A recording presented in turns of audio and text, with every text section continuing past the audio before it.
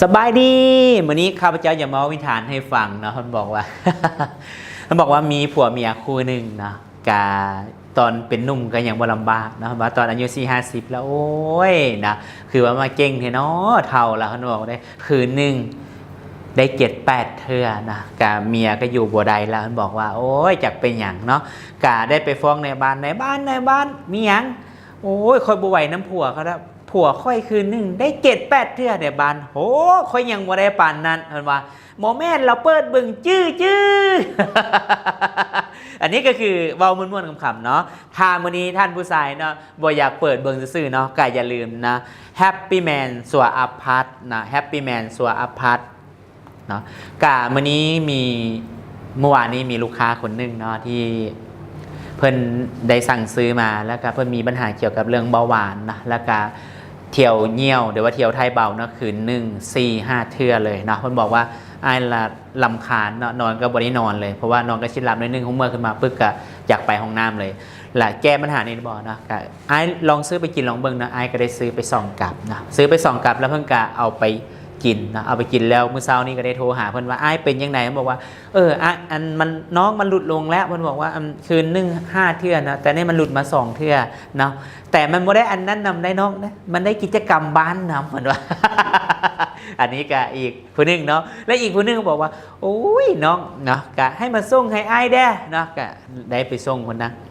อ้ายลองกินลองเบิ่งเนาะอ้ายก็กินแล้วปั๊บมื้อเช้านี้ก็โทรไปหาอ้ายเป็นจังได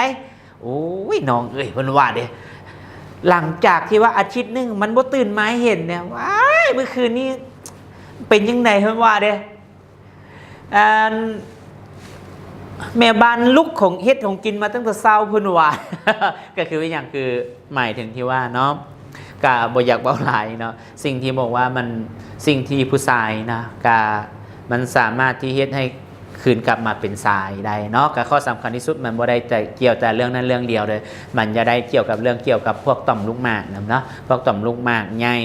และก็คือเกี่ยวกับพวกมีท่านน้ำตาลขึ้นสูงเนาะแล้วก็มีปัญหาเรื่องความดันเนาะก็ลองเอาไปกินลองเบิ่งเนาะอย่าบ่ต้องเชื่อคำข้าพเจ้าเป็นคนเว้าเนาะเพราะว่าเราต้องตอบโจทย์ด้วยตัวเราเองไปกินแล้วเห็นผลยังไงจังว่ากันเนาะสินค้าของเราก็คือถือว่า Happy Man สวาอัพพัทเนาะก็ลองเอาไปกินไปไซส์ลองเบิ่งเนาะมื้อนี้ข้าพเจ้าได้เอาเกี่ยวกับเรื่องราวลูกค้าที่ซื้อไปกินนะและมาเล่าให้ฟังแล้วก็มีการตอบโจทย์มาแล้วมันได้ผลเนาะถ้าท่านใดที่บอกว่า